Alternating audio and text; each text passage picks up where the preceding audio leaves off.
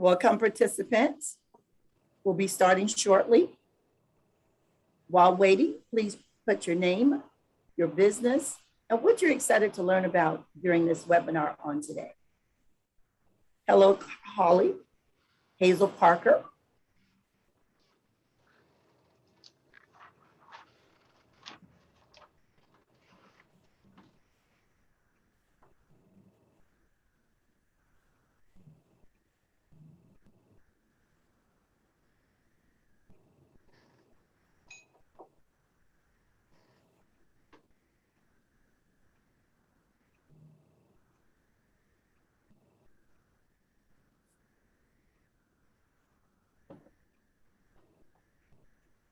It's about 10:01, and we'll begin about around 10:05, if not before.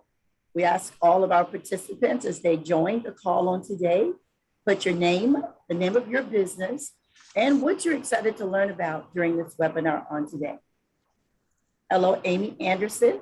Thank you. Wendy Blair, one of our new MWBEs. Welcome, Wendy. Jones of Palmetto Community Action.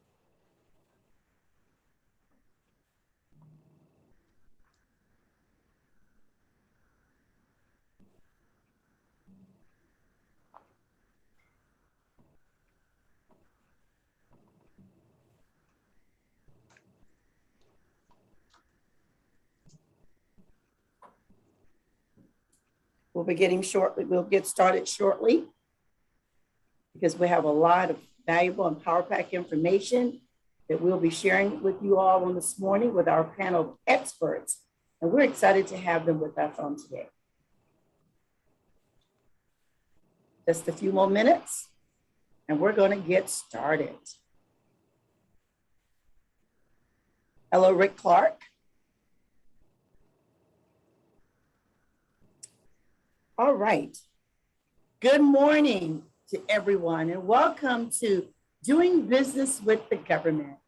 My name is Ruth Jordan. I'm the manager with the City of Charleston's Women and Minority-Owned Business Enterprise Office, and we are excited to be presenting this small business webinar called Doing Business with the Government. Throughout this presentation, you'll be able to put your questions and answers in the Q&A box, and any information you'd like to also share in the chat box. So again, please use the chat box to tell us your name, your business, and what you are excited about on today. We have a few housekeeping rules. Our housekeeping rules are this presentation slides will be recorded and will be available after the webinar. Your participants' videos and audio is off. If you have questions, please use the Q&A box throughout the presentation. We have three great panel experts. These are people that you need to know. Our first presenter will be from the City of Charleston, Mr. Gary Cooper. He's Procurement Director, followed by the City of North Charleston, Denise Padillo. She's the Procurement Director. And then we have Mr. Barrett, who is the Director of Procurement for Charleston County. And these are people that you need to know. In government contracting, they are looking for diversity spend to ensure that you get an opportunity to know who they are and what are their products that they're buying and the systems that they use.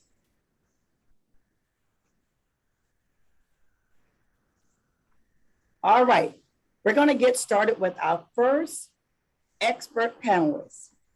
His name is Mr. Gary Cooper. Gary is the City of Charleston's Director of Procurement. Gary has been in public procurement for almost 28 years. He started at MUSC in 1993 as an IT buyer and joined the City of Charleston in 2006 as Director of Procurement. Gary is a native Charlestonian. He graduated from Clemson University and loves baseball. He coached youth baseball for many years. I presented some and introduced the others. Mr. Gary Cooper, Director of Procurement for the City of Charleston. Welcome, Gary. Unmute. Thank you, Ruth. I think you missed your calling. You should be on the wrestling shows. You should be the hype person for all the wrestlers. But welcome, everyone. Thank you for being here this morning. Again, my name is Gary Cooper. I am the Purchasing Director for the City of Charleston. I've got some stuff to show you this morning, and I'm here to answer any of your questions. If you want to do it along the way, that's fine. If you want to hold until the end, I'm fine with that. Christina, you want to go to the next one? So in our procurement office here at the city, there's only 5 folks here. Again, I'm the director. We have 2 buyers. We have Robin Robinson. She's our senior buyer.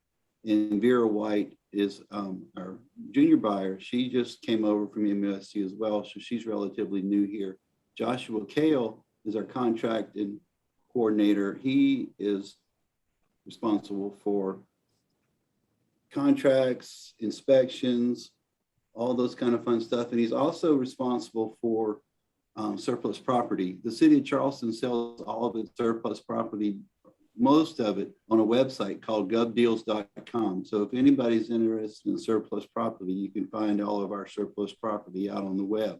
Mary Ducote, she's our procurement specialist. She does our P cards, vendor master lists, and all that fun stuff. We'll talk about that a little bit more. If any of y'all are interested in getting on our vendor list, I'll show you how to do that as well. Our office here, you want to flip for me, Christina, please? Our purchasing limits here at the city, anything under $5,000 does not require a bid. We consider that small dollar purchases, and people do not need any quotes to make those transactions. A lot of those end up on B cards. From 5,000 to 10,000, we require 3 verbal quotes. From 10,000 to 30,000, 3 written quotes.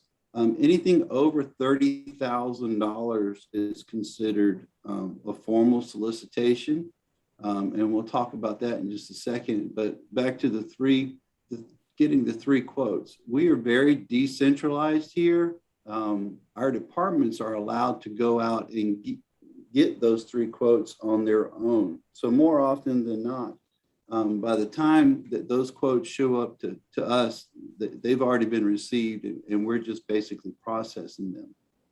For $30,000 and over, though, where the formal solicitation comes in, we advertise those. We advertise those on our website. We advertise those in the city, in the Post and Courier, as well on the South Carolina Business Opportunity, or what we call SCIBO. You can find our solicitations listed in any of those places. Professional services, if there's any professional services on the call, we handle those a little bit different. When I say professional services, I'm referring to architects, engineering, different types of services like that. The city maintains a professional services list, and we can pick off of that list without getting quotes up to $50,000. Above $50,000, we do a formal solicitation and we go through the RFP process. So if you're interested in being on that list, you can contact us and we can put you in contact with capital projects. And we'll explain how we're broken up in just a minute. One other note, anything over $40,000, whether it's us or whether it's capital projects, requires city council approval. What do we buy? Our office, we buy mostly everything, but we don't build anything. We buy, you can see the list here. I won't bore you and go through the list: software, drinking water services, athletic equipment, safety shoes. If the city uses it, we buy it, but we don't build anything. Everything, all the buildings, the new gyms, all that kind of stuff, that goes to capital projects. They process their own solicitations, and I'll show you where you can find those as well in just a little bit. One interesting note here is, if anybody's interested, we pay quite, if you see the bottom left-hand corner, it says Equine Waste Management Services. if anybody's interested, we pay quite well to ride behind the carriages and pick up after the horses. So anybody interested in that, keep an eye out for that one day. Gary, because some people are on the phone, can you just go through that list just very quickly? Because some people are not viewing it, but they're actually on the phone. Okay, so you want me to read it? Yes. Okay, we buy, like I said, everything from toilet paper to garbage trucks to fire trucks, ammunition, but to read the list: athletic equipment, uniforms, landscaping, ground maintenance, vehicles, drinking water services, dumpster services, termite service, pest services, security guard services, janitorial services, traffic and pedestrian signals and hardware, traffic cable signals, equine waste management services, rental uniforms, police and fire uniforms, parking garage services, waste collection services, audit services, elevator services, sidewalk cutting, putting down sidewalks, photography services, safety shoes, background checks, workers' comp consultants, software, you name it, we buy it. We just don't build it. Thank you, Gary. Yes, ma'am. Some of the things that are coming up over the next 6 months that you can find on our solicitation out on the web: traffic calming devices or speed humps, Operation Move Out Dumpsters, which is basically a dumpster services that we provide during the College of Charleston kids move out, basically in August, July and August timeframe. Valet parking services, rollout trash cans, several different ground maintenance, which is basically cutting grass and keeping the yard looking clean for the city. So those are all some of the bigger ones that are coming up. You can find those on our website in the future. So where can you find them? Our website, up at the top, you'll see our website. It's charleston-sc.gov. If you can click on that, if you type that in, it's the best way to find us. If you do a search for the city of Charleston, you may end up in Charleston, West Virginia. Done that a time or two and tried to figure it out, and real quick you'll realize that you're on the wrong website. But if you click on this page, if you click on online services, you're going to look for the bid line. And when you click on bid line, it's going to take you to this page. And I know everybody can read this page that Christina just rolled to. So what we did is we split it up a little bit. Christina, you can go to the next one.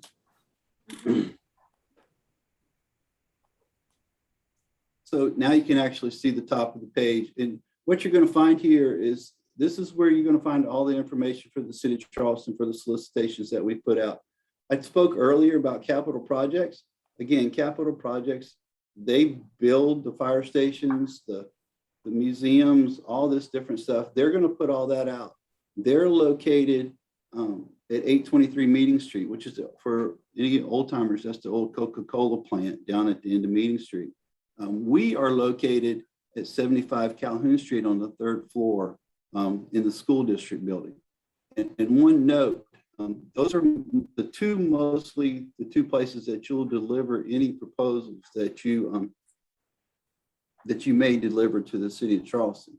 And one note, if and when you ever deliver, and I can speak for Denise and Barrett, but I'll speak for myself.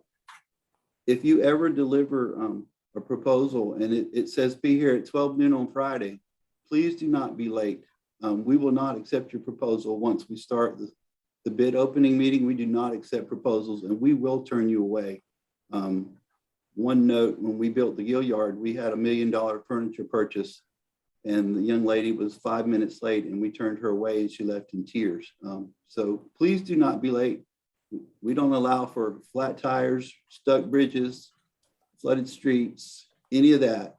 If you're going to deliver a proposal to us, please don't be late. Back to our bid line page, what you can see here is up in the left-hand corner of the blue tab, you'll see where we issue award and notification or cancellation notifications. You'll also find our bid terms and conditions. Again, I think we talked about our phone number, and our street addresses are on the right-hand side. Let's go to the next one. Christina. Yep, thank you. You can also on our page find a link to Ruth's website for Minority and Women-Owned Business Enterprise Office. The city does have goals for women and minority-owned businesses. Our goals are 20% in construction, 20% in services, and 12% in supplies. But you can click on that link, that green link there, and that'll take you to Ruth, and she can help you get signed up if you meet those requirements, and we'd love to have you on our list. One other thing down at the bottom of this page, you see it says vendor database. If you are interested in being in our vendor database, you will need to go to this page and click on the link under the vendor database and print those forms out. Then you'll need to fill those forms out, and you can scan those back to us and we will add you to our list. We do not have an online vendor database registration form just yet. So, and also another link to the terms and conditions. Now for the nuts and bolts of it, this is the one that you really want to pay attention to. This is where you find all the solicitations. Under current solicitations, you'll see a link to the archive solicitations, award and cancellation notifications, but then you'll see the capital projects, procurement, public service, and stormwater. They also issue their own solicitations sometimes. So we break them up into those 4 categories. Anything that we're in the market for that's over $30,000 is going to be found here. And you can click on those and they'll take you to the actual solicitation, and you can drill down on them and print them out and see if you meet the qualifications and are interested in participating. One other link here is the public meeting notice. Any meetings that are open to the public that we conduct will be listed here. That includes opening bids or vendor presentations or selection committee meetings. They'll all be listed here. And last but not least, if you look down at the bottom of the page, you'll see a little mail tab that says Notify Me. If you click on the Notify Me, it will take you to a link, and you can actually sign up and drop an email in a box. And anytime we post a solicitation, it will send you an email letting you know that we have posted a new solicitation onto the website. So that's pretty much how you find out what we're doing. Any questions? So we want you to put your questions in the Q&A box, if you possibly can. I know there were several questions that popped up in the chat box, but if you could put it in the Q&A box, we'll be able to answer those questions very quickly. So Gary, while Christina is sorting through the chat box, can you also speak about mandatory pre-bid meetings and how important when it's mandatory versus just regular bid meetings, Right. pre-bid meetings? Yeah. For those who don't know, when we issue a solicitation, oftentimes we will we'll do a couple of different things. Sometimes we'll have a pre-bid meeting. I fight very hard for those not to be mandatory. However, there are times that we do make them mandatory. And if you see that there is a mandatory pre-bid meeting, what that means is that you got to be at the meeting. If you're not at the meeting, you cannot participate moving forward in the solicitation, and you will not be allowed to bid. If someone, it can be the receptionist from your company, can be there to represent your company. If somebody from your company's got to be there and signed in. Always make sure that you sign in. It's a little bit wonky right now with this whole COVID online thing, but you want to make sure that whoever you're dealing with, us, Denise or Barrett, you want to make sure that they know that you were there and they have a record of you being there. And then one of the other suggestions I would make is that you may not necessarily will be bidding on the project, but you may want to know who the prime is on the project. And you may want to just be a sub. So it would be a great thing to attend those mandatory pre-bid meetings to introduce yourself to the primes and let those primes know what your line of profession is, and pass out your business card so that they get to know you, as well as introducing yourself to our capital project managers or directors. Well, one of the first questions that we have popped up is, Gary, do you ever look for healthcare professionals? We do occasionally. Obviously, the past year and a half, we've contracted with some, and we do healthcare for workers' comp, physicals, those type things. So that contract will come up occasionally every 4 or 5 years as well. So you can keep an eye out for that. Okay, Christina. Thanks. And I've been dropping a couple links into the chat box, but reminder, if you have any questions, please put them in the question and answer section so we can keep track of them. But Gary, we got another one. If my company is already on the vendor database for the City of Charleston procurement, do I have to separately put us on the capital projects divisions list, or am I already on this? No, it's one list for the entire city. All right, one list for the entire city. Great. Okay. And then Ruth, this might be a question that you could answer, but someone asked, does this division provide any grants to nonprofit service providers? The City of Charleston does not provide any grants. However, we do have resource partners, such as LDC, who is now called the Klein Fund, SBA, who is also one of our resource partners. But we do not do any direct grants to profits or nonprofit organizations. But we can assist you and direct you to where you might want to find them. And I oftentimes tell people, I have the best grant finder in the world. And her name is Miss Google. Google, Google, Google. And so we can direct you, but then I oftentimes tell people, Google grants. And you'll be surprised the number of grants is out there for profits and nonprofits. Any other questions, Christine? Sure. On the vendor application form, what is the definition of a disadvantaged minority-owned business? So there is no such thing as when you said, what is the what? I'm sorry. Question It's a is? disadvantaged minority-owned business. So under the federal guidelines, a disadvantage or a minority-owned is established by the federal government, which is underrepresented and underserved, as the standards is set by the U.S. government. Great. Okay. And then we've got one more. Are there opportunities for marketing and engagement for community-based events or cultural events? Gary? Say that one more time now. Sure. Are there opportunities for marketing and engagement for community-based events or cultural events? Not through my office. You may find some of those through cultural affairs or some of the other offices that serve throughout the city. But the procurement office is not going to do that. But if you go to that notify me, there's a budget. It's not just for solicitations. It'll notify you for all kind of stuff, different stuff that's going on throughout the city. And from time to time, various departments may be looking for community engagement. We just recently completed our city's 10-year comp plan, which we hired a lot of community engagement consultants. And so from time to time for special projects, they may be consultants and community engagement persons that they are looking for. So again, put in that, make sure you go onto that notify me. All right. If there's no other question, any other questions before we go to our sex panel expert, Mrs. Denise Padillo. All right, our next panel expert that will be presenting is Mrs. Denise Padillo. She's the director of the City of North Charleston's procurement. Denise is an outgoing, energetic leader with over 27 years in the procurement profession. Denise is director of procurement at the City of North Charleston, where she's had the pleasure of working for the last 24 years.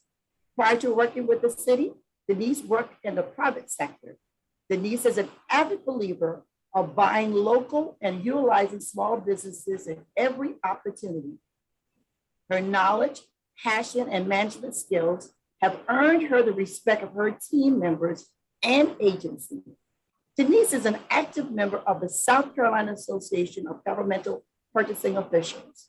She served on the executive board as treasurer for the past 6 years and is now leading the professional development of the organization.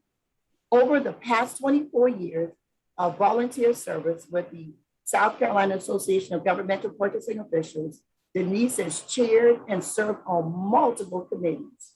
As a member of the National Institute of Governmental Purchasing, Denise has volunteered and served on multiple National Institute of Government initiatives. She served on the Audit Task Force, Quality Control Team member, co-authored several texts for their pathway curriculum, and her greatest achievement is being able to give back to her profession by serving in the mentorship program. I present to you and introduce you to our panel expert, Ms. Denise Padillo with the City of North Charleston's Office of Procurement. Well, thank you, Ruth. I appreciate that. Hi, everyone. Again, I am Denise Padillo. I'm with the City of North Charleston. I wish we were doing this live and in person. I can't wait till we can actually get back together again and see each other and shake hands or give hugs for the ones that we've known for quite a while. This COVID thing is really starting to bother me a little bit, and it doesn't look like it's going away anytime soon. Christina, do you want me to try to share my screen, or are you going to guide it? You want me to try? All right, I am going to attempt to share my screen, guys. We'll see how it works. Okay, what do y'all think?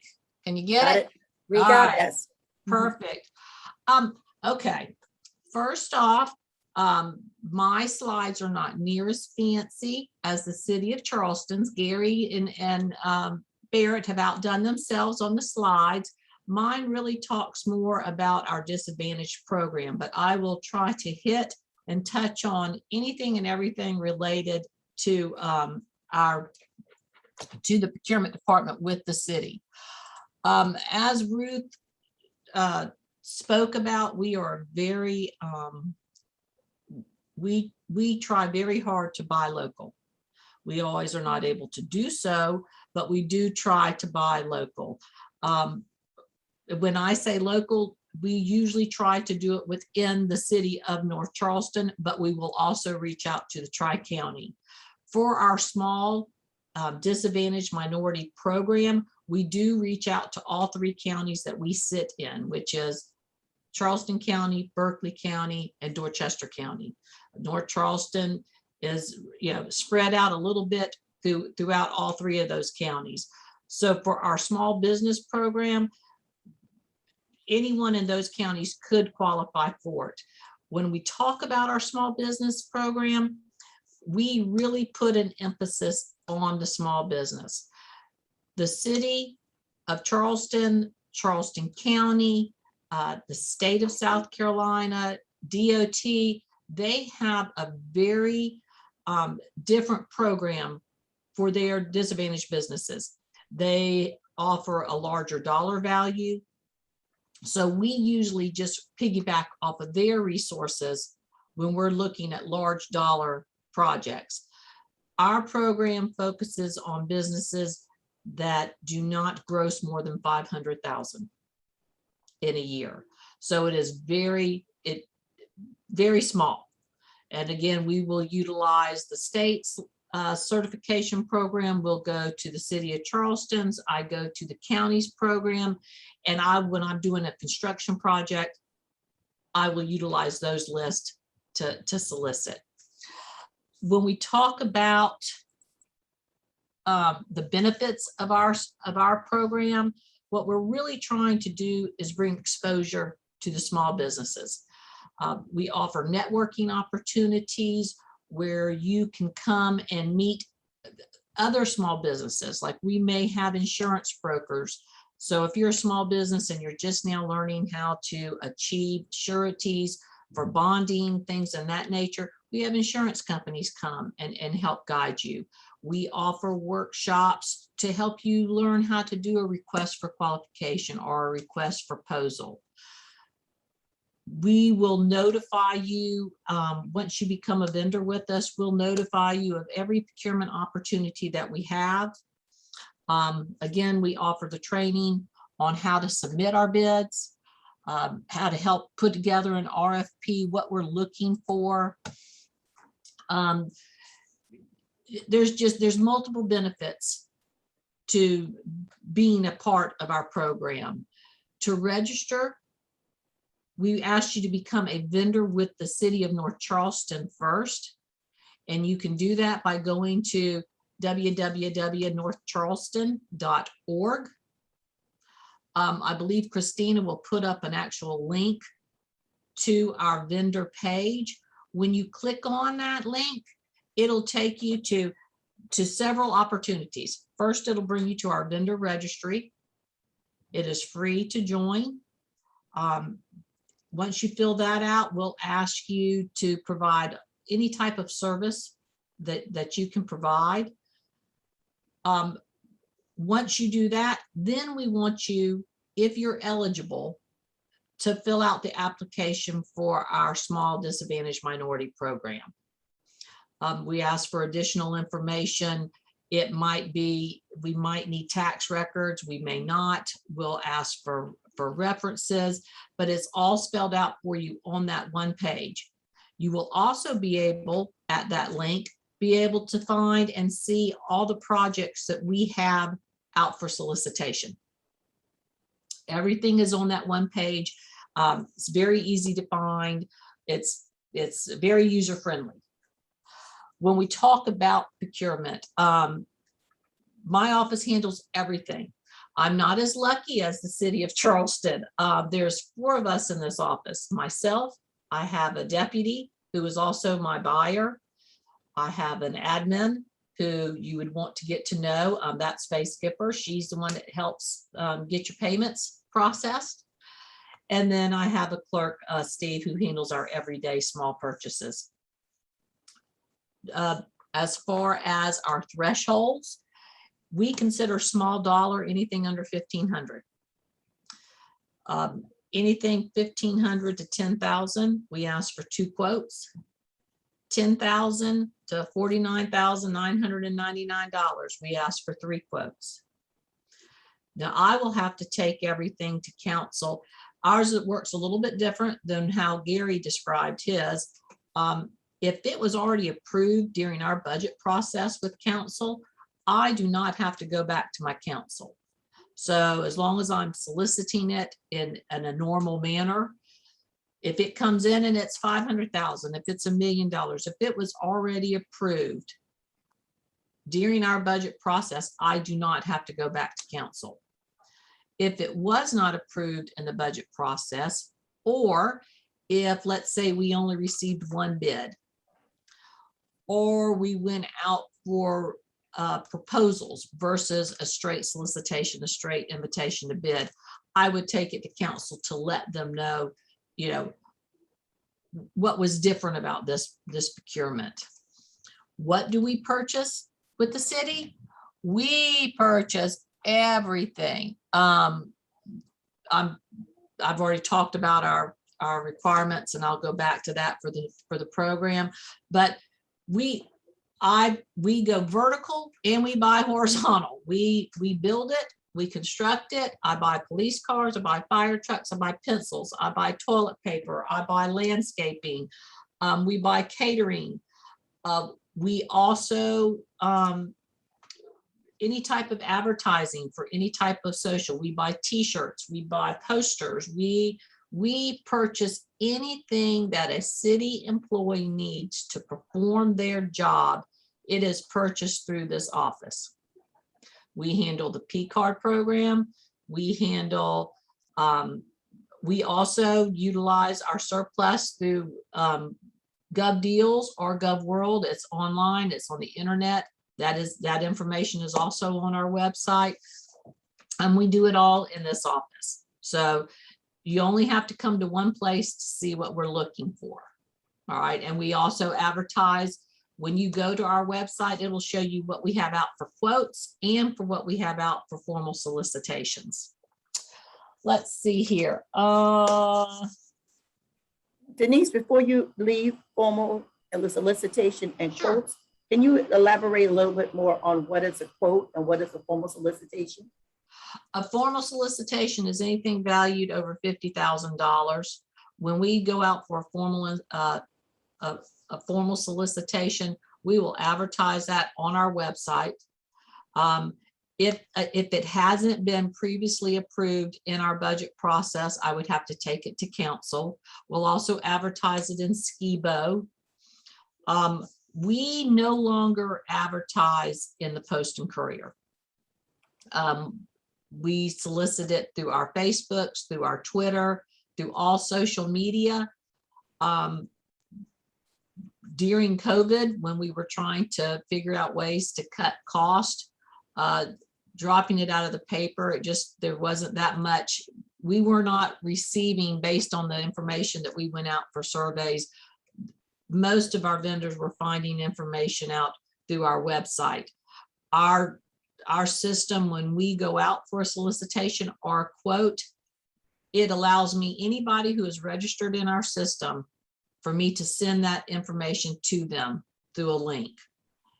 So that's how most of our vendors are finding out the information versus going to the Post and Courier. So we stopped that about a year and a half ago now, almost.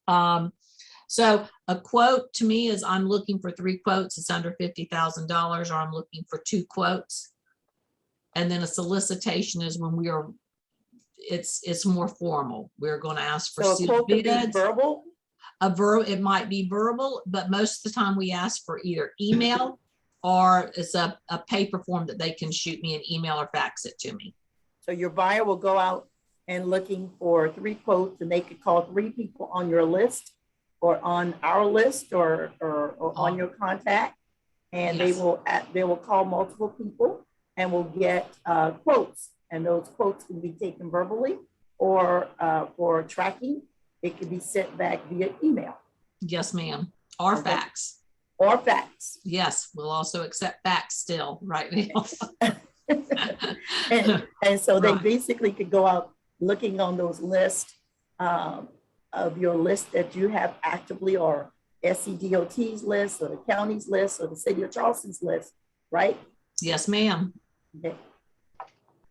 And that's the MWBE list. Correct.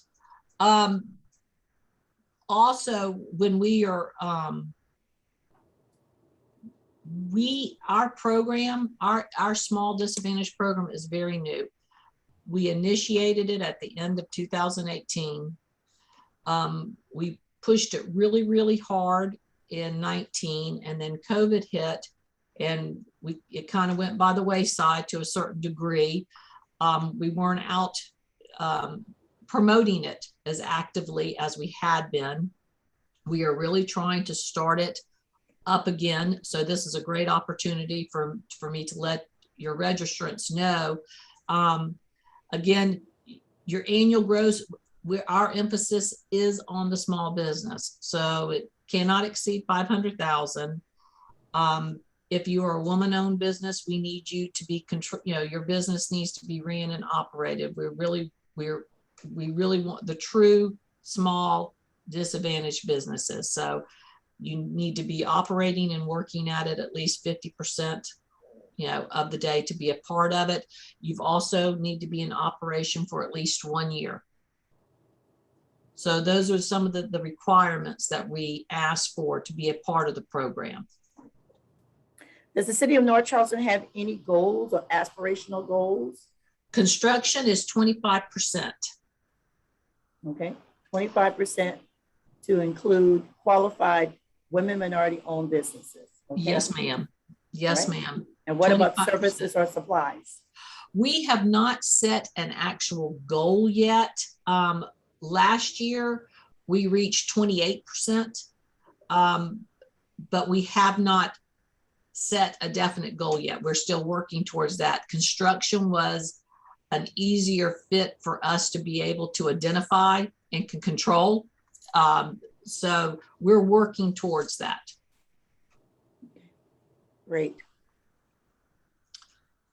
Let's see. Currently, our bids right now, okay, I'll give you a little bit more information here before I go any further. Our phone number is listed on the website for our departments. You can also find out about business license, building permits, because even though we are a city, and this is something that I need vendors to understand, even though we are a city and we build our fire stations, our substations, our senior centers, our community centers, we still request and require our vendors to pull business license and building permits. If they do not pull a permit, then our building officials, they do not, they can't identify the inspections and what projects are going on to be able to make sure that they're being constructed properly and meeting all codes. So even though it is a city project, vendors still need to understand they have to pull and pay for a permit and a business license. You need to consider that when you're submitting your bids. Any cost that might be associated with that's going to impact that project, you need to include that in your bid. As Gary also stated, please plan accordingly when you're delivering a bid. If the bid's due at 2:30 and you're in Monk's Corner and you're trying to get to North Charleston, you cannot leave your office at 2 o'clock and get to North Charleston at 2:30. Not in today's world. There's too much traffic. There's too many people on the street. Yeah, there's trains, there's wrecks, there's everything that impacts you.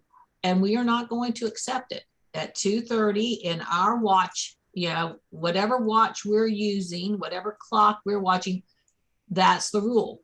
If your clock says it's, only 2:25, I'm sorry, mine says it's 2:30, mine rules. So we're not going to allow you to come in and, submit your bid that you work so hard building a price on. Plan accordingly. It's okay to show up somewhere early. It's all right. We have a place for you to sit and you can submit your bid if you want to. We have a break room that you can sit aside.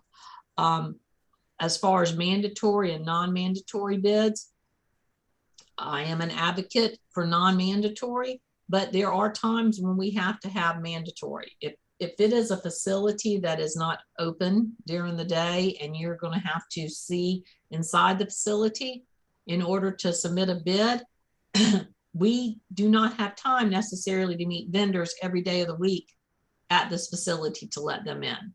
So we would make it a mandatory.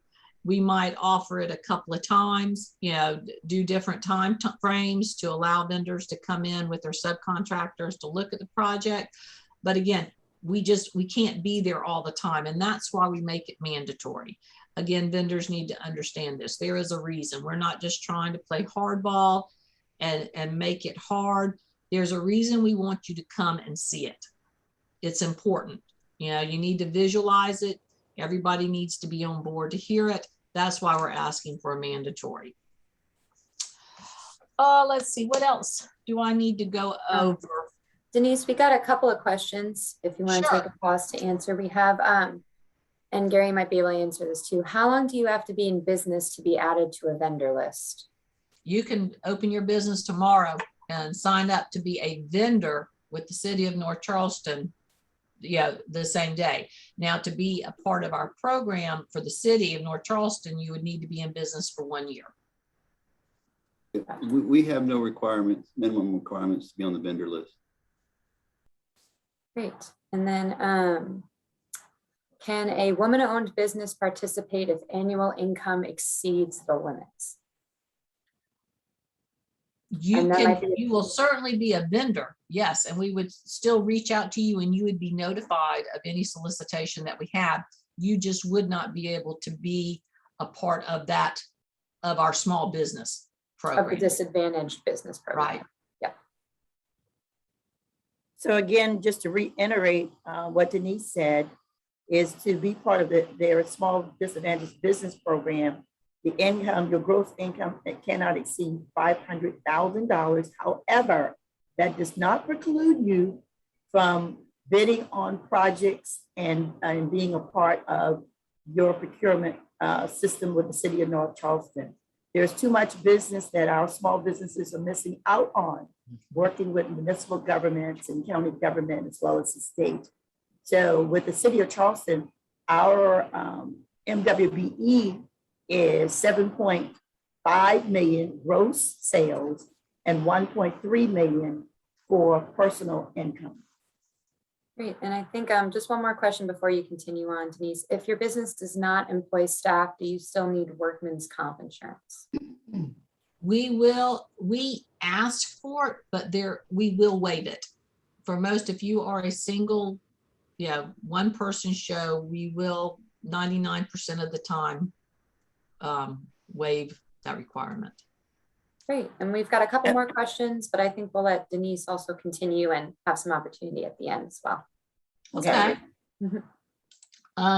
We have a lot of projects getting ready to come out. We have a pipelining and repair project coming.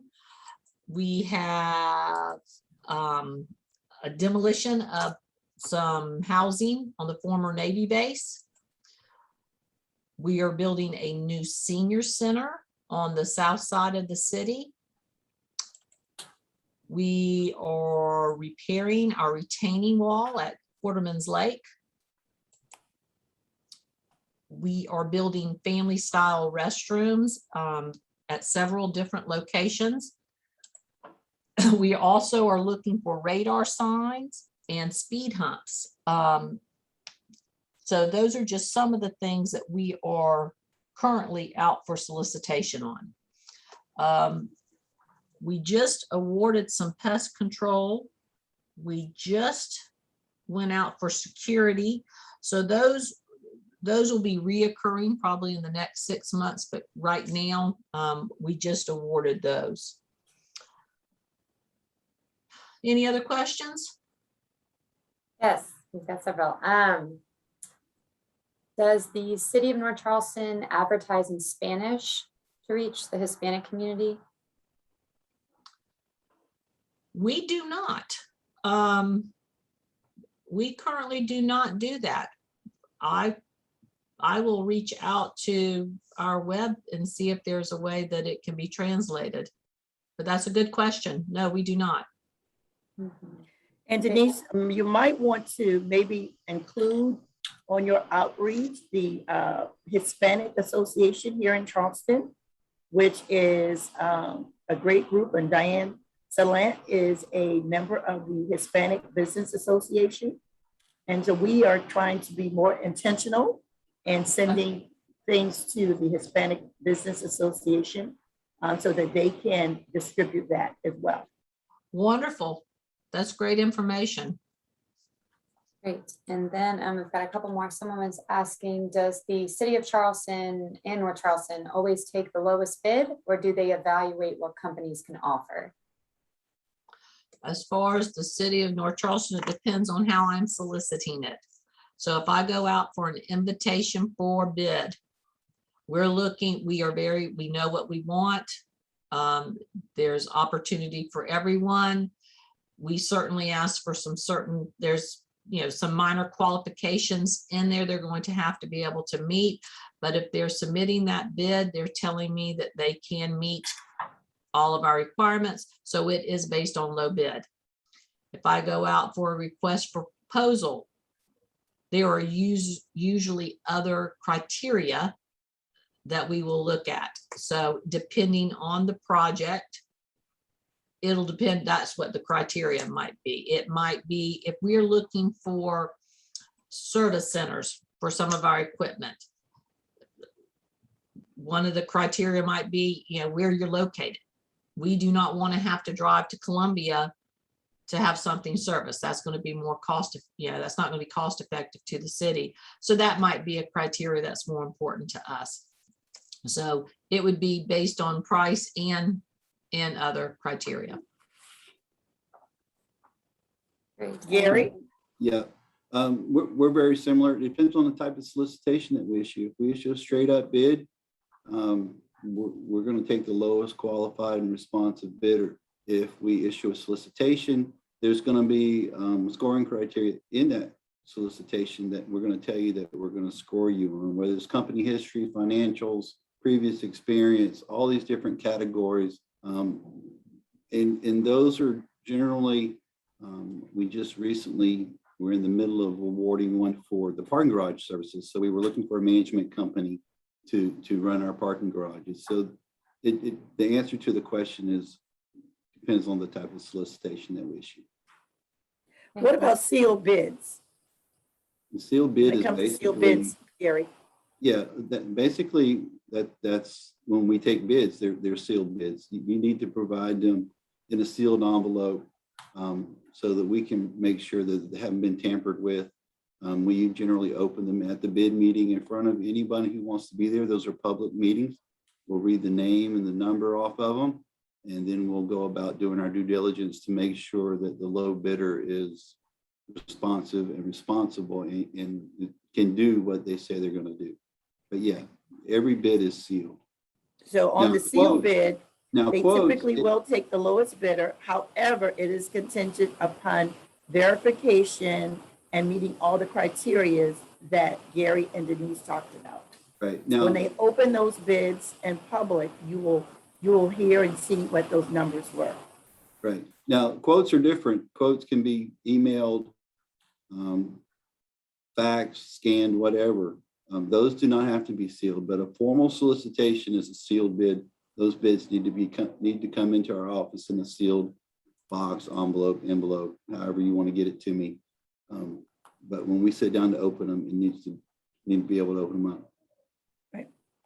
Okay, and you can't be present to see those. Christina, any more Right. questions before we go to our last presenter?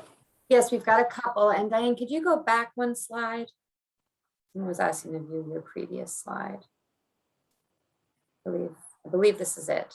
One of the upcoming projects there. If that wasn't the correct one, just let me know. You can put that on there. And then we've got coming on the North Charleston site for you, Denise. They see 3 different prices for vendor registration. It's like the more you pay, the more agencies will call you. What are the other agencies?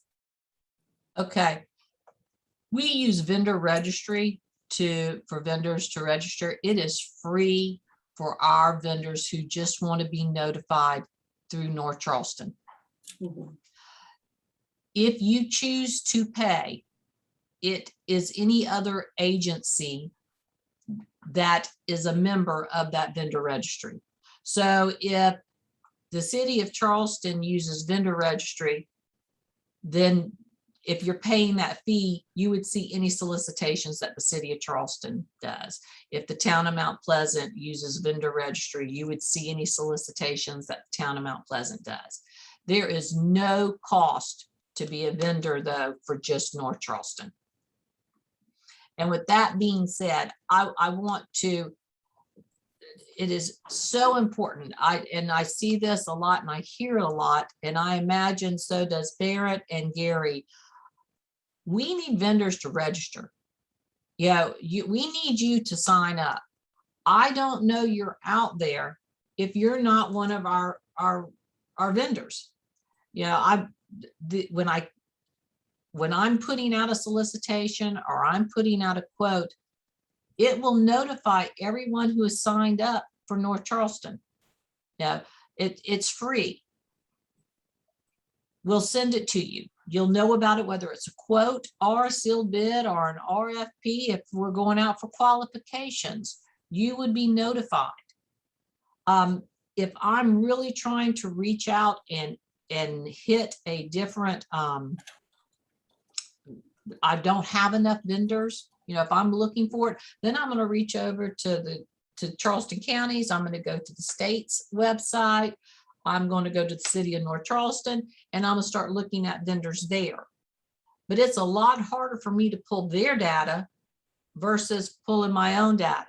So I need you to register. I need you to become a vendor with us so that you will be aware of what projects we have out there.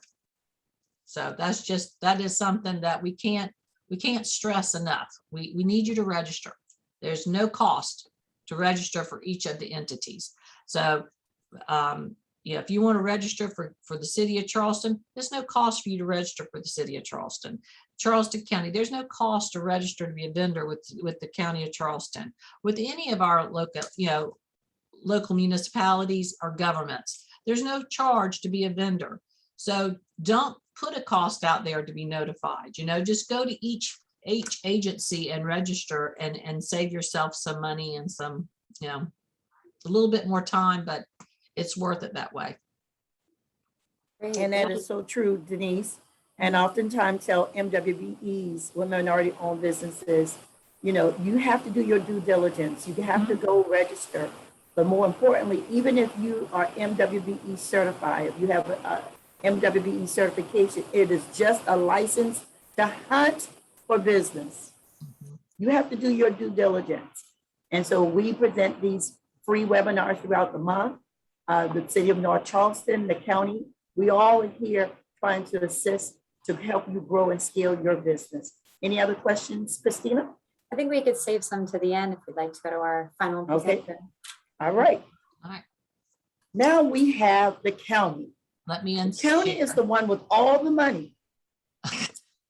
Our That's true. panel expert for the county is Mr. Barrett J. Tolbert. He is the Director of Contracts and Procurement for Charleston County Government.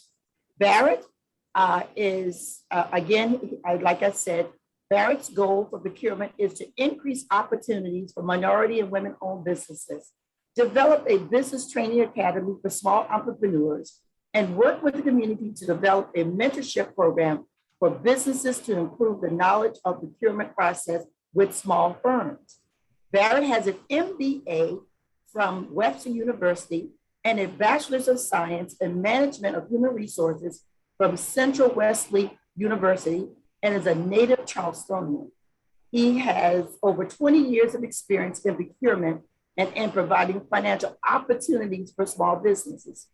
He has worked as an adjunct professor at the College of Charleston, Trident Technical College, Springfield College, and he is currently an assistant professor at Webster University, Graduate School of Business.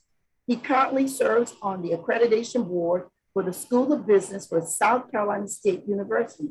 In addition, he has conducted over 20 lectures at South Carolina State University in the capacity of business development and professional development. One of his greatest work is serving as an assistant scout master for Boy Scout Troop 469. Additionally, Barrett is a veteran of the United States Army. I present to some and introduce the others, our final panel expert, Mr. Barrett Tolbert with Charleston County. Well, thank you, Ms. Jordan, for that wonderful introduction. After saying all that, I feel like just getting up and going home and saying that day is done, but no, that's not how it's done. What I'm going to do is give you an overview of the procurement process. And some of it you've already heard from Gary and Denise, because a lot of what we do is basically the same. The only difference between us sometimes is how we procure it and our thresholds. So what I'm going to do is just give you a presentation overview. We'll start with the next slide. And we're going to talk about these things, the general overview of the procurement process for Charleston County, our ordinance, our procurement practices, our methods and source selections, our P-card program, our sole source and non-competitive procurement, because a lot of people intertwine the two and they're actually different. And emergency procurement and SBE program and DBE program. The emergency procurement is very important these days, especially because one, we're in hurricane season, and two, because of the pandemic. Our procurement ordinance history, it goes back to 1983, and our ordinance was adopted in 1983 by council, and it stipulates that the contract procurement director will serve as the principal official of the county and shall be responsible for procurement of supplies, services, and construction. With that being said, our mission is to procure high quality service and products for the entire county at the lowest possible cost and in a timely manner. And we do that, and we say that, folks go, well, what are you talking about there? We have different policies we have to go through. And we do have an active program, and we'll get to the SBDB program later, but the SBDB program and how we do business is really what we're going to reach out to you today and talk a little bit more about. But our policies are to procure goods and services of the right quality, in the right quantity, at the right time, at the right price, and from the right source.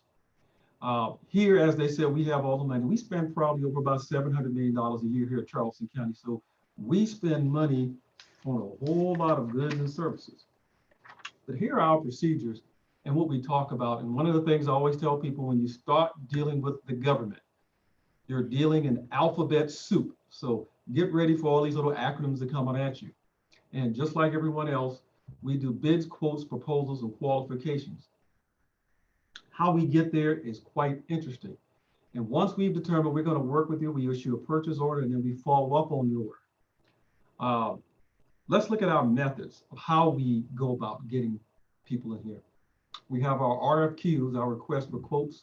You heard that already. We use the term IFBs, that's the invitation for bids. Those are our sealed bids. Then we do here at the county a lot of RFPs, that's requests for proposals. Where you submit a proposal, your price is not the prevailing factor, but it is a factor. We're looking at how you're going to deliver the service or product to us. Then we do our RFQs, and that's how we hire most of our professional services, especially A&E firms, legal firms, is through a request for qualification process. Then, of course, we have our sole source procurements and non-competitive procurements. And now we've also gone to indefinite delivery contracts where we bring several firms in and we have a process to deliver there. That's brand new for us. We just started. And then our emergency procurements. And we'll get to that a little bit later. Now let's take a look at the types of contracts that we have.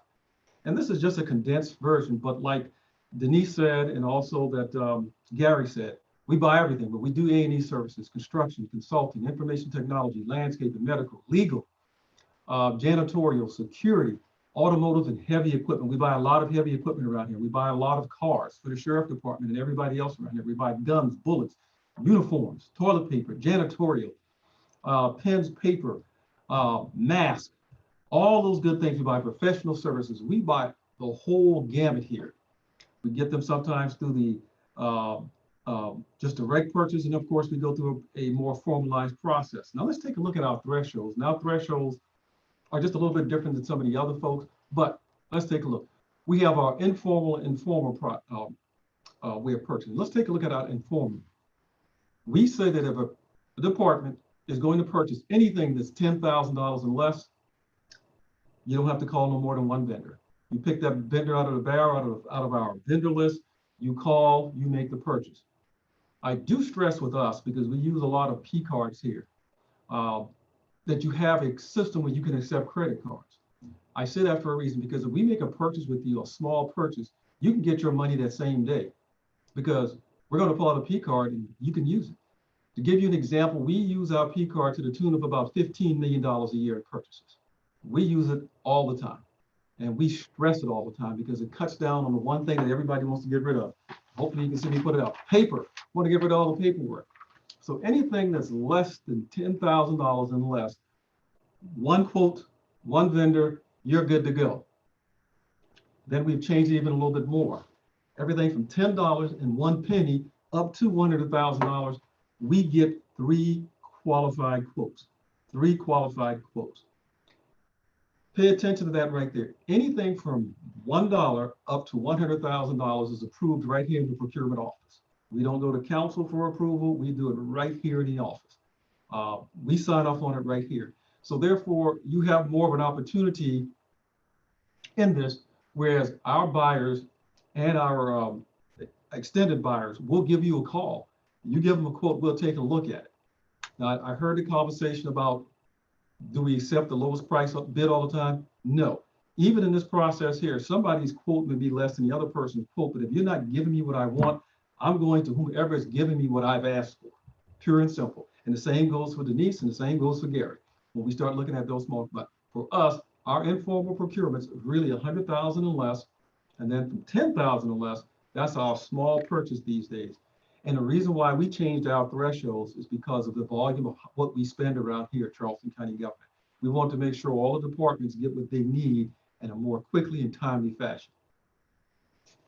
Now let's take a look at our more formal procurements. That's everything over $100,000. Those go to county council for approval. We call it a yellow sheet. We go to council and they approve it. And that's all of our formal procurement, such as our IFBs that go out, our large RFPs, and our RFQs. They all go to county council for an approval. Now, for small businesses, when we do have our mandatory pre-bids, as Gary said, and as also Denise says, you want to attend those. There's a reason why you want to attend those. If you're not going to bid as a prime contractor, at this point, you want to be somebody's subcontractor. And if you go to those mandatory pre-bids, all those firms who know they're going to submit a bid are there. And this is where you introduce yourself to those prime contractors to try to be a sub to these projects. And we'll get to our subcontracting participation, our DB and SB participation a little bit later in the presentation. But this is our threshold and how we go about doing business here at Charleston County.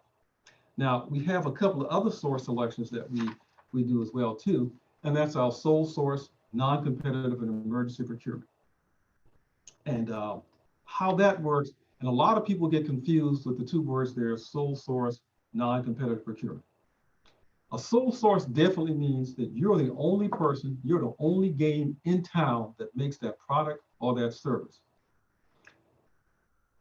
If you are, not just in town, but anywhere that we can find, we will do what is called a sole source procurement. Internally here, we can approve sole source procurements up to $250,000 without going to our county council. Now, our non-competitive procurements is a little bit different. Same applies, up to $250,000 without council approval.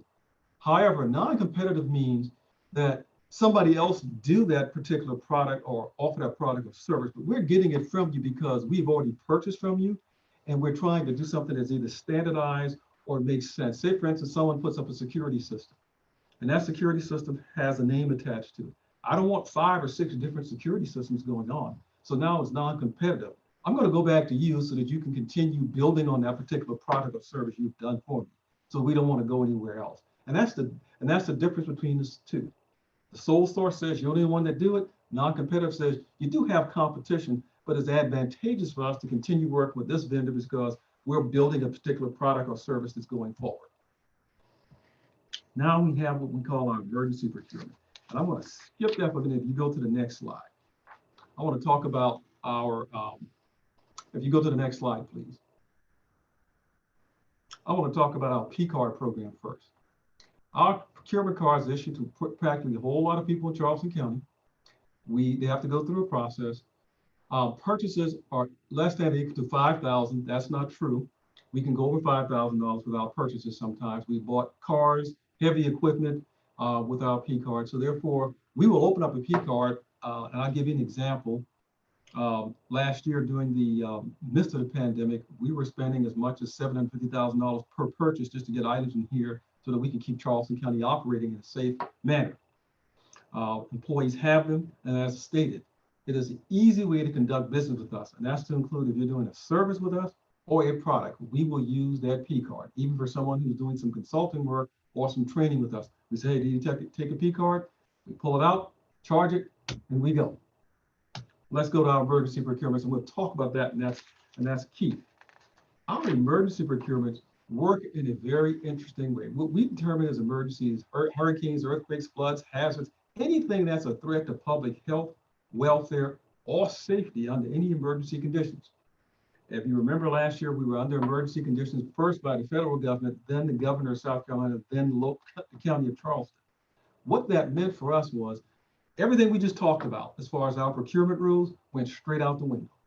If we were purchasing anything that was related to the pandemic to help this county go, didn't have to go through the 3 quotes, didn't have to go through advertising the procurement out there for anybody. What we did is call someone up and said, do you have it? Yes. Didn't go through a price checking to say this is informal or informal. We made the purchases. So we were making a lot of large purchases that exceeded that $100,000, that exceeded that definitely that $10,000 right here in the office, signing off on it and get it. During the pandemic, we spent probably right at about $7 million on emergency procurements. That meant you didn't go through a formal procurement. If I know you were out there, I gave you a call. You could get it here, you got paid. Everyone we dealt with took a P card. So they got their money right there on the spot. On the spot. We're in the midst of a hurricane season. If the executive order is issued to say we're under emergency conditions, guess what? The emergency procurement rules comes into place. So if I'm going to buy anything, food, medicine, cots, water, emergency procurement, you got it. Not going out to get 2 or 3 quotes, not going back to council to get them to approve it. I'm making a direct purchase with you right there on the spot. Now we have our staff here. Our next slide will show you the procurement staff. And we have a number of buyers, and you can see them all right there. We have a deputy director, administrative assistant who also runs the P-card program, and we have a host of buyers, a contract compliance person, and a buyer technician. And soon we'll be hiring a contract administrator. All these people are here to help. They're good team players, and their contact info is up there. You give them a call. We don't have a direct number where you call people. We answer your questions directly. You get to know these buyers. And as Ruth Gordon has stated, what we used to do once a year or a couple of times a year, we'd have what is called a meet and greet, where you come in here, you meet the buyers, and you introduce yourself for the purpose of what is your product or service, and getting to know them. As stated, 10,000 or less, that's a small purchase. So when these buyers are looking to do something and they realize it's 10,000, or someone in one of the other departments, because the departments can do it themselves with a small purchase, they give these small vendors a call, because we'll get to in a minute why they're encouraged to do that. So this is the team for the contract and procurement side of the house. Now let's switch over to the Office of Business Opportunities, because we all work together, and this is what you heard them talking about. And as far as we go, we do have what is called a vendor form. Anybody can fill out a vendor form at any time. www.charlestoncounty.org. I forgot to put the website address on there. Go to the procurement page link, and our information is there as far as forms. Don't make a difference if you've been in business for 2 minutes or 200 years. Fill out the vendor form. That's a great way to reach out to you, because if we have something going on, we send out notifications, and we send it out based on what your business does. Okay. So our Office of Business Opportunities includes the Small Business Enterprise Program and the Minority Women-Owned Disadvantaged Enterprise Program. And it's called the Business Inclusion Pilot Program that we've also started. Now, as we look at these programs, and I'll talk about the SBE program first. This program was created in 2007 by Procurement Ordinance, and it was to ensure the certification and utilization of small businesses based on the size of the business, and the program's race and gender is a race and gender neutral program, so anyone can participate. It includes mandatory SBE percentages on all contracts 25,000 and above. So therefore, when you heard me talk about us getting those 3 quotes up to $100,000, any buyer who calls out to get a quote, one of those quotes has to come from an eligible or available SBE participant. So this is the inclusion part. We want to make sure that we include small minority businesses in there. So as you go through, we'll talk about what is an SBE. What is an SBE?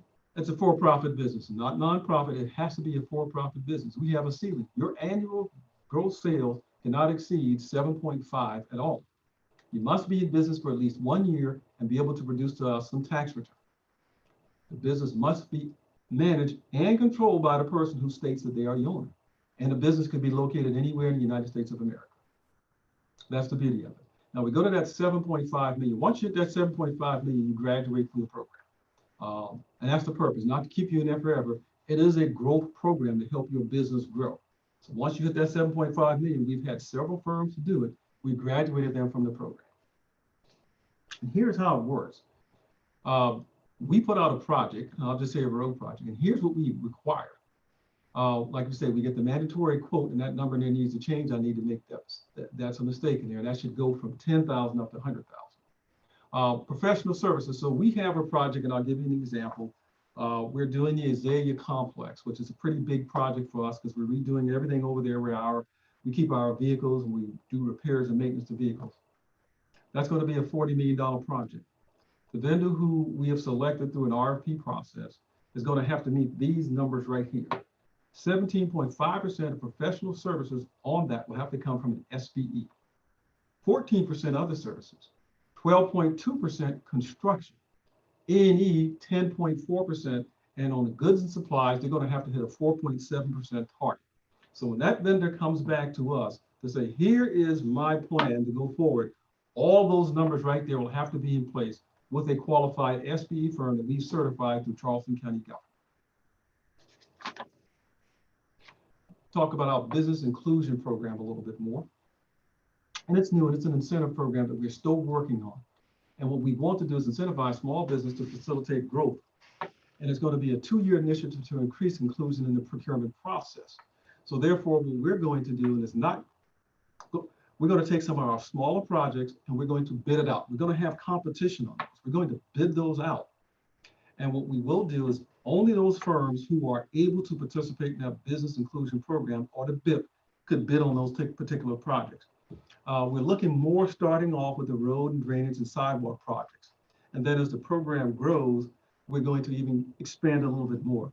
The pandemic has caused us to put the program a little bit on hold, but as we hopefully start to come out of the program out of the pandemic, a little bit more, this program will come more into focus so that we can increase how we award contracts. And also we will include there too our A&E firms as well. And who qualifies for it? Firms that are certified in the SBE program, and you have to do at least 30% of the work. You have to have a Charleston County business license. You cannot owe us any money. So if you got some back taxes that you owe Charleston County or some bad business license that you had to pay for, you would be excluded from the program. And anybody who is classified under the business staff who's already available to do work. And there too, there would be work that is given to you in a certain amount of work over a period of time within 1 year. And some of the benefits to the program, plain and simple. Limited competition, we'll give you some one-on-one mentorship, and we also try to do some mentorship with some prime contractors, and it's also good for business growth. So this is about business growth, and also we realize by creating these small business programs, these programs will hire people here in the local area, so that will reduce our unemployment payrolls. Now let's talk about the MWDBE program. Our council set a goal of 25% to ensure that minority and women-owned and disadvantaged businesses are provided the opportunity to participate in Charleston County projects. So therefore, when we put a project out there for bid, and of course, our next big project coming up will probably be the extension and finalization of 526. We're looking at the numbers now, we'll probably hit about $1 billion. Our DBE participation in that will probably be around 25%. Now, if federal money hits the program, then that percentage will go down because that percentage is on our funded projects. If the federal government puts money in, then our percentage numbers go down. But on all of our projects, 25% is the MWDB participation. We just did a number of libraries, 25%. We're right there at that target. We're getting ready to do the Azalea Shed. We're going to have to do 25% DBE participation, which is separate from SBE participation on that program. We're also going to be doing some other projects that are coming up. That's going to be 25%. So everything that we do as a Charleston County project is 25%, whether it's vertical or horizontal construction. That's also to include services that we put out there as well too. And support, the departments and everybody know that they have to be fully engaged. We go through a process to keep you in a database and know who you are. We have a good faith effort program. So therefore, if a vendor comes back and we have a sealed bid process or an RP process and they submit their proposal and they have not gone through the good faith effort to include MWDBE, we disqualify that particular solicitation. We don't review it. Repeat that, Barrett. I'll repeat that one more time. We put out a bid. Let's just say we're getting ready to build a new public service building, and that project's going to be $45–50 million. When we get all those bids back in, and let's just say we get 10 of them in, and 3 of the firms did not go through what is called good faith effort at all. They don't have to hit the 25%, but we require what is called good faith effort, where we verify that you've extended your right hand of fellowship and you can document that you've tried to reach out to MWDBE firms to have them inclusive in the process. If they don't demonstrate that, we will reject the bid. Doesn't matter whether they've been working with you guys for many years, whether they're the lowest bid, you just reject the bid outright? Reject it outright. We've done it. Matter of fact, I got 3 going to council on Thursday night. that we rejected because they did not follow the process on either the SBE or the MBE or both. So we rejected it. We let them know that in the process. We smoked this through with counsel, we smoked this through with legal, and everybody says we can legally do it. So we've been doing it here at Charleston County since 2006. Mhm. Okay. Now let's look at the OBO staff. Darrell Williams is the manager. There's his email address. It's dwilliams@charlestoncounty.org. He's at 843-202-6923. And Holly Chesser is the SBE program manager. She works over there. She's hchesser@charlestoncounty.org, 843-958-4753. You can find their forms online at www.charlestoncounty.org. Go to the procurement office link and go to the Office of Business Opportunity and pull it up. And their forms to get certified through SBE and to get on the DBE database, all that information is right there, and they're more than glad, more than receptive to assist you. That is my presentation this morning. I will be glad to entertain any questions. Great. I think we got several questions. Okay. Yes, and actually, All right, first, Christina. if you could also drop some links in the chat that you were talking about, Barrett, Sure. some of the specific ones, and I'll try to look for them too. I'm going through some of these questions. Mhm. Let's see here. So while Christina is pulling up the questions, so one of the things that I gathered from your presentation, Barrett, was that if you are going to do business with the county, is that you recommend that these businesses have the ability to accept P cards, which are credit cards. Correct. And along with the city of North Charleston, we all do P card purchases. And we do a lot of spend on purchase on P cards, which is credit cards. So companies should be able to take and have the ability to take credit cards. Correct. So, and about how much did you say that y'all spent on P cards?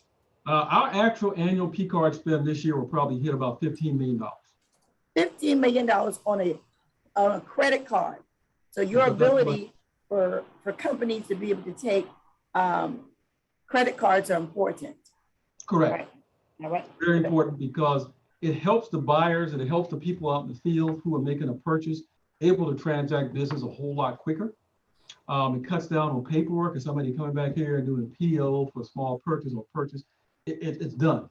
You've moved on. It is done. So we have done a number of purchases on P cards to include heavy equipment exceeding $150,000. Of course, when we start making those very large purchases, I'm the one who end up doing it or one of my staff members in the procurement office. And the first thing we deal with the vendors, we ask, do you take a P card? Yes. Are you willing to take a P card right now? They go, you're going to pay me right now? I said, if you're delivering right now, we're going to pay you right now on a credit card. And we make the payments on a credit card. That's right. And you get paid faster. Yes. Immediately. You get Okay, paid right so- on the spot. Mhm. Great. So Christina. Sure. All right. Actually, a first question that Gary, Denise, and Barrett can answer. Could you all repeat the numbers for your minority and disadvantaged contracts, those percentages? Sure. For our MWDBE program, we have a 25% goal. We have a 25% goal. Darrell and Holly are very aggressive to work with the prime contractors to see that they hit that goal. On the library projects that we're finishing up, and we still have some more work to do in the library because there's major work that's going to take place at the library on Calhoun Street, probably about a year or so. And there will be, of course, that 25% goal is still in place. On the SBE program, professional services, and understand with the SBE program, they have to hit these numbers because the SBE program is race and gender neutral. The Supreme Court says you can put those mandates in there. So for professional services on a project, you have to hit 17.5%. Other services, 14%. Construction, 12.2. Architecture and engineering, 10.4. And goods and supplies, 4.7. Okay, Gary. I think Yes, ma'am. Our goals are 20% for construction, 20% for services, and 12% for supplies. And Denise. 25% for construction, and we have not set goals yet. We're still working on that for our services. Seemed like the city got to go up, Gary. Okay, next question, Christina. Sure. So it looks like we got a lot of specific questions on different types of businesses and if those fall into the categories of what you guys use in procurement. So one of the options was how do food service vendors work with government entities? Is it the same process and similar with food trucks? I'll answer that first and I'll turn it over to Denise and Gary. With us, with the food service vendors, we have two food service contracts first. One at the detention center that bids out every 5 years for someone to provide food service at the contract. Actually, there are two over there. And there's two also a commissary contract for the inmates to provide snacks to the inmates. Those contracts bid out every 5 years. Also, we have the oldest, which is the Drug and Alcohol Treatment Center. There's a food service contract there that bids out every 5 years. So we have those contracts. Then internally, a couple of times during the year, of course, we've had to stop because of COVID. We would allow food trucks to come to the building during lunchtime for about 2.5 hours to sell to the people who work here at the public service building. And I will find out and we'll put out somehow to everybody when we will start back doing it. Because of COVID, we have to stop. Because people would get out there, of course, in clusters, and we know what happens then. One other thing I want to add, someone asked about healthcare. We have a major healthcare contract provider that provides service at the detention center.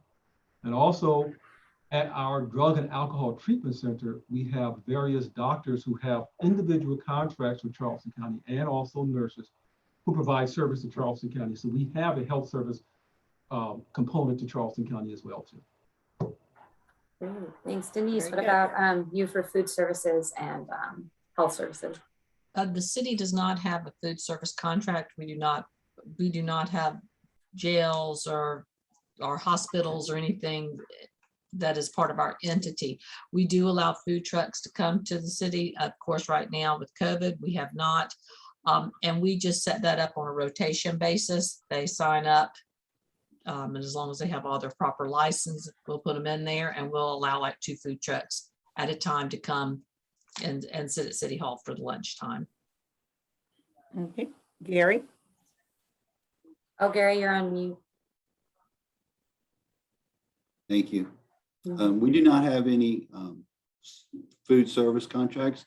We do occasionally, for different events throughout the city, have food vendors. The city market every Saturday will have food vendors. All that's handled, all those special events are handled mostly through cultural affairs.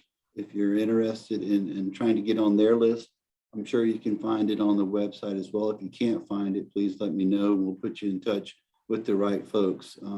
But just like everybody else, I'm not sure that they've had any, very few food vendors at any of the events that they've been able to pull off the last 1.5 years because of this whole COVID experiment. So, What about the need for catering services from time to time? Well, whenever we get back to in-person activities We use catering for services. caterers. We use catering service. We used to before, of course, the pandemic. Use catering services probably about 10 times a year at Charleston County government for various functions. We do the our same meet and thing. greet, we always use one. So the answer to that question for us here at Charleston County, I'm pretty sure for the other 2 entities as well, the answer would be yes. But we're going to have to emerge from the pandemic before we get back to that component. Exactly. All right, we're And going to there take are 1 or 2 times more that- questions and then we're going to conclude with some upcoming events that people don't want to miss. What are any other heart-burning questions, Christina, that you saw? Sure. It's a unique one. It's a little challenging or nearly impossible for arborists and tree services to get workers' comp because of the nature of the work. Can someone speak a little bit more about how small businesses can do this without workers' comp?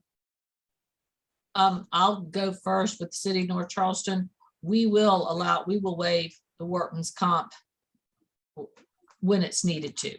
So we go through our risk management department, and for vendors who are just 1 or 2, depending on the type of service, we will waive that requirement. yeah, we may make exceptions as well, but you have to jump through a few hoops to get us to do it. It's very important that you have insurance when you're playing on city property. Mhm. Same with Charleston County, we will look at it on a case-by-case basis to waive the workman's comp and insurance. So it's on a case-by-case basis. Okay. And last question, Christina. Sure, and for Barrett, has Charleston County been advertising any emergency messages or things to the public in Spanish or only in English? For the most part, the only time Charleston County that I know of goes out and do a whole lot of Spanish advertising is during an emergency, such as the hurricane or some other weather event. As far as from the business development side, we have not been good at that. We have looked at ways of how to reach out to the Spanish-speaking community to get the information out that they can come and work with the business development office. So the answer on the other part, the business development side, would be no, but during emergencies, yes. Okay. Well, again, I want to thank all of our participants. Their contact information will be made available. Know that the presentation slides and recording will be made available after the webinar. And so you will get an email to complete a survey, and then you will get a copy of the slide presentations as recorded. And so again, I want to thank all of our presenters. And each month here at the City of Charleston, we try to provide free webinar series. And our next one will be how to win the contract. Because too often, small businesses and minority and women-owned businesses don't know how to win the contract. So in the month of September, we're going to be having these 1 hour evening learning sessions from 6 p.m. to 7 p.m. September 8th, that's every Wednesday. Why be certified? September 15th, SBA Federal Contracting 101. September 22nd, understanding the scope of work and winning the contract. This is so important. And September 29th, you got the contract, now what? So these are all going to be great presentations for the month of September under the City of Charleston's MWBE office that we'll be hosting. That's all going to be free of charge. We're asking you to please register for that. We received an EDA grant to assist women minority-owned businesses in helping grow and scale their businesses. And we're committed to helping small businesses scale and grow their business through this pandemic. And also to answer a question that someone gave us earlier, where can they find out information about grants? You can always go to grant.gov, grant.gov. You can always go there. And so again, I want to thank our panel of experts, Mr. Gary Cooper. He's the director of the City of Charleston, and this is his contact information. Ms.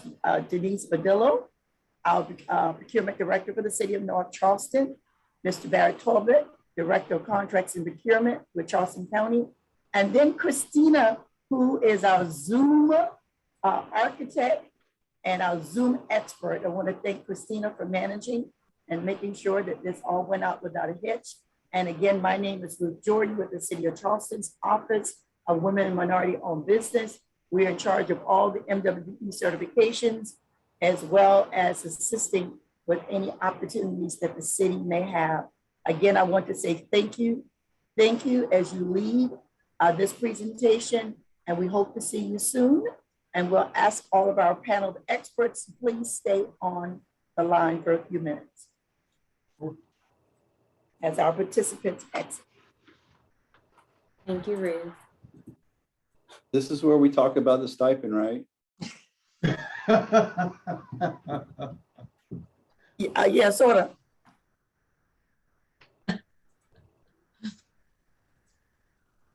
All right, I'm going to